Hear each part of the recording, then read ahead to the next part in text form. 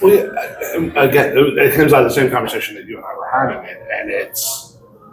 You were warming me up yesterday. I wasn't. It was just. That was Wednesday shit. This is Thursday shit, bro. You know, that information, right? So there's all these new ideas, but it's data driven more, right? Because we have more access to the data. Right. Yeah. We've got these guys that look like they're brilliant at writing this stuff down and driving business in a specific direction.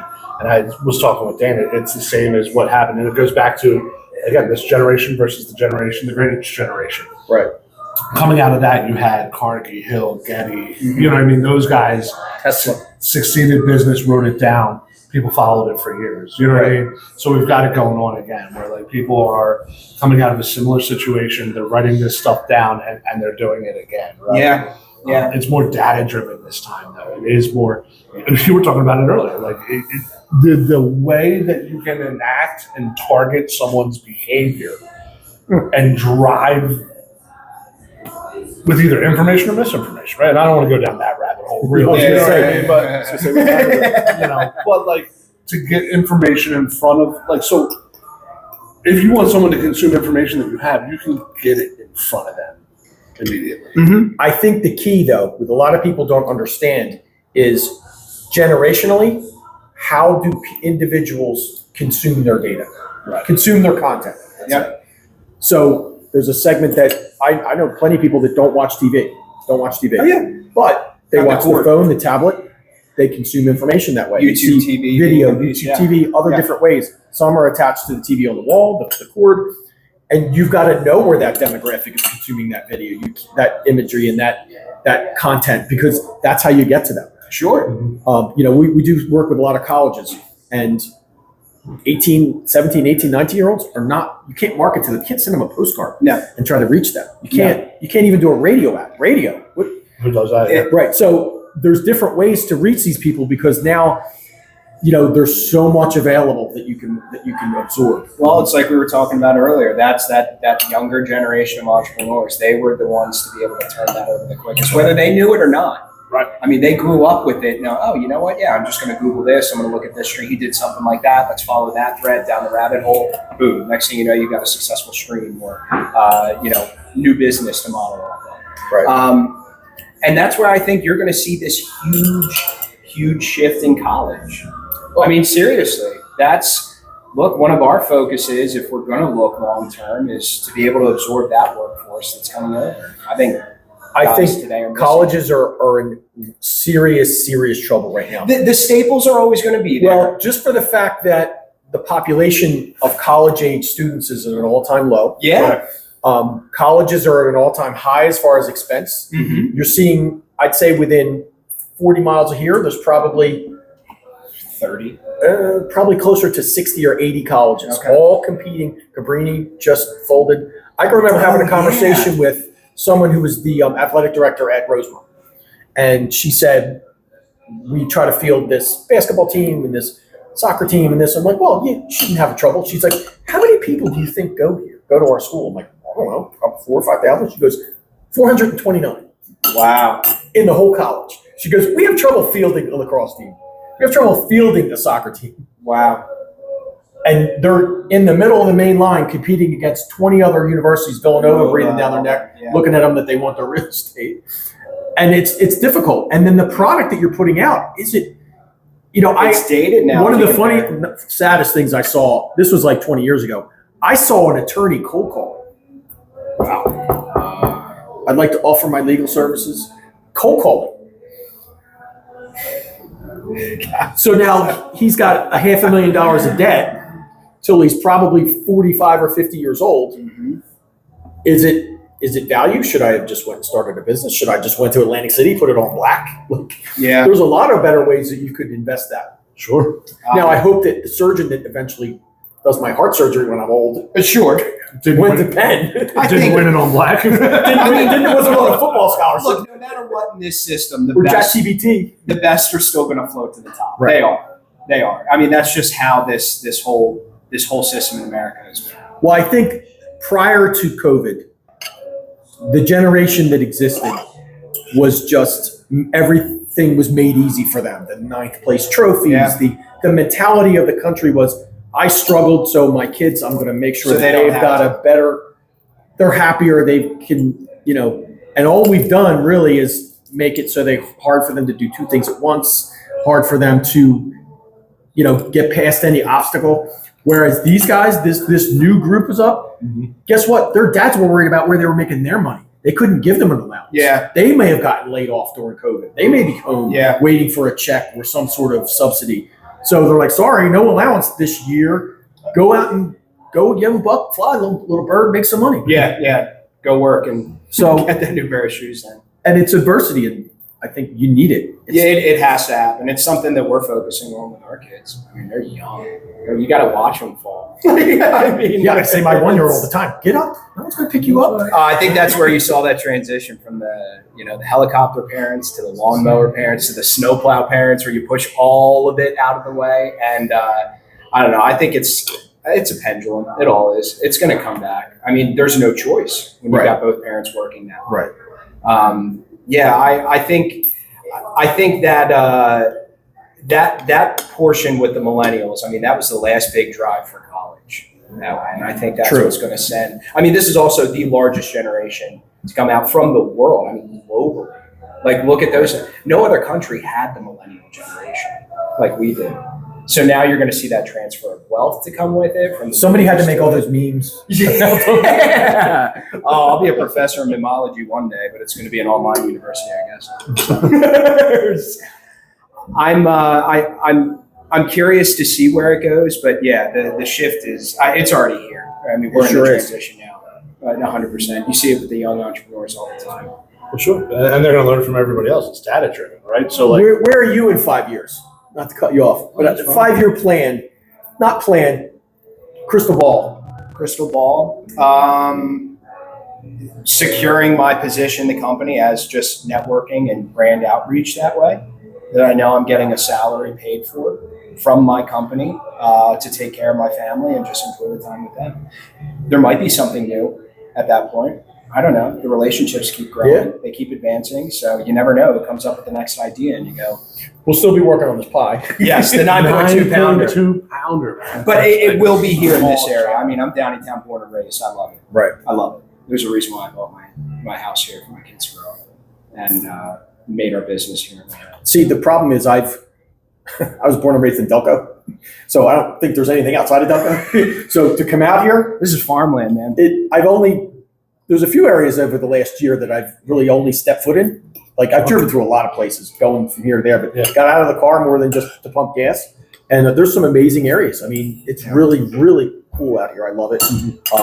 Places like this that have been around for hundreds of years, it looks like. Yeah. I think that's it. Like, you keep fostering the relationships, you keep growing those. I mean, you're going to become a part or a staple. I don't even want to say that. It's a little prideful. You're going to be a keystone in the community that way.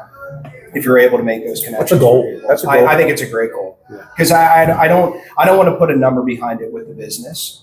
If I say, we want, X amount gross per year, well, what does that look like profitability wise? You really want to put the numbers and the systems behind it. Maybe it's downsizing and looking that way. I don't know.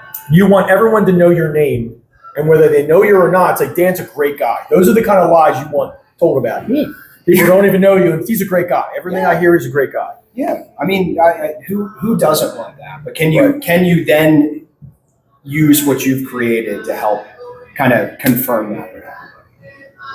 I think that's the. Well, where you? I mean, or should we ask Michelle where you're at? That's probably closer to where you'll end up. I cannot stop this one. I kind of have a habitual practice of creating things, so I'm pretty sure there'll be something that I'll want to create. I think that's really what the word entrepreneur means, as a creator, without knowing any facts, just catalysms. Sure. But I love taking when there's nothing and making something out of it. And I'm surprised every single time, because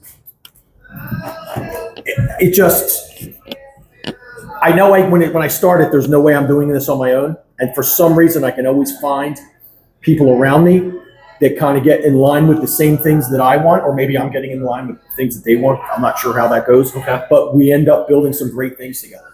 It's hard to define those lines. You almost don't want to. You really want to be successful. Why put that hard line in that hard system? And I just want when they talk about great entrepreneurs over history and they rattle off the things that they've done, and sometimes they're not even related. They could be a marketing company, an IT company, a watch company, a networking company. Some of them are connected. Nobody knows no Gary rhyme, Vee no for rhyme or reason. the wine sales thing. Right. Yeah. He's rebranded himself, that's for sure. Yeah. So wherever it takes us, I think that's, go with the flow type things. And I love working. I would do all of what I'm doing forever. I don't feel it as work. I've swung a hammer and broke up rocks and shoveled rocks and carried wheelbarrows. That's actual work. It is. This is pretty easy. Yeah, but that it's taxing in the mentally, but that optimistic mindset I think is important for any leader. Right. That's huge. I mean, you have to be able to see that, and then the rest is just can you build the team around you to help bring that about. The right people, the right culture. I mean, that's a very broad. And I can't emphasize this enough. What I have at home with my wife has allowed a lot of what goes on here because I'm very involved with our kids. Mm-hmm. I love that. That's my joy of life. But there's times when I can't be there and it's never a problem. Go do what you have to do. I got it. That's the only way that any of this works, or literally I would have a 9-to-5 job. It is hands down my favorite part to talk about with that when we talk about the start of the company. It was, Brittany was there from the beginning where I was, working at the bar, throwing out the business cards. We kid around. When my wife and I got together, I had nothing, but I had potential. So we're like, do you have a prenup? I'm like, good on you. No. She could have it all. Yeah. Yeah, I think that's it is hers. It is hers. Sure it is. It is. It's the driver. It really, Yeah. I look at it now. She's at home with the kids. Yep. For this. Mine's on one leg with kids. Yeah. She makes a sacrifice bigger than me every day for that. I got on the phone with her. She's chasing down the Verizon kickbacks when you switch from Comcast to Verizon. She's on the phone for 3 hours getting the $200 Target gift card, the Disney Plus discount. Yep. That's Lisa. Okay. Yeah, that's Lisa. And then the other part that she is, when it's falling apart, right? And there's 3 phones, 2 laptops, and a tablet, right. And it is falling apart actively, right? It is it is Band-Aids and dental floss are holding this thing together. It feels like it in the moment. What can I do to help? Right. That's what I hear. What can I do to help? That's the one right there. Your rock. And the answer is absolutely nothing. Mm-hmm. And everything. Right. Sometimes. And just asking that. It's I can't tell you how many times I didn't know what the answer was. And I hear from her, what can I do to help? And it all just goes, bloop. Right. It's like that beautiful mind thing. You know what I mean? And it all comes together and I go. It's perspective too. Right. Yeah. Of what's important, it's all done. Sometimes handing you a baby with a blowout in the middle of a bad day, and now what a bad day. That's some point that I always want to talk about. It's so hard to talk about the day to day with Brittany. It is these little nuanced things, these little pieces. I try and bring about the big stuff, right? But I almost like keeping that veil with her because when I do have those moments where it just feels like it's collapsing and everything's getting dark, she goes, remember that big picture topic right there. Or she just brings me home, kind of like, what was it in Inception, the token? Yeah. She just brings it home right there. Saying, it anchors everything. Yeah. What does that do? What does this issue right now that you have do for that right there? And it has brought me out of so many dark places. So we're saying it's our wives that are the ones that are the drivers. Yeah, probably. It should be here. Yeah, there it is. Hey, another relationship, right? That's it. The most important one. Right. Yeah. The King Kong there. I had a blast today. Yep. This was amazing. There are so many flavors on the table. This isn't even like a rank number best anything. Yeah, but you know what I like? You can tell which one you hammered the most. You just keep going back to it. I hammered it all, bro. I'm not gonna lie. Pat ate lunch. He cheated. I ate before I came because I knew I would be an animal. He didn't want to look like an animal on camera, but they're just the creative pastries, pies. Check them out. Nomadic Is Kennett Square. Check them out. The pizzas here at the Stables. I mean, each one is in-home just right here. Yeah. brilliant in its own regard. I can't wait to just try their standard pie, whatever that looks like. Yeah. If you can execute something with that much layers, right? And that's kind of what we've been talking about. You know what I mean? Getting all the things to work together. Oh yeah. You know, you can do the simple things good, you know? Yep. I want to thank you guys for being here. Thanks for being on this ride with me too, man. Like, Way to bring that home. Not just here, but like Yeah. the ride in general. I really appreciate having both you guys here today and in my life. Thank you. Awesome. Thanks, man. Love you. Love you too. I appreciate the opportunity. All right, guys. See you next time. See ya.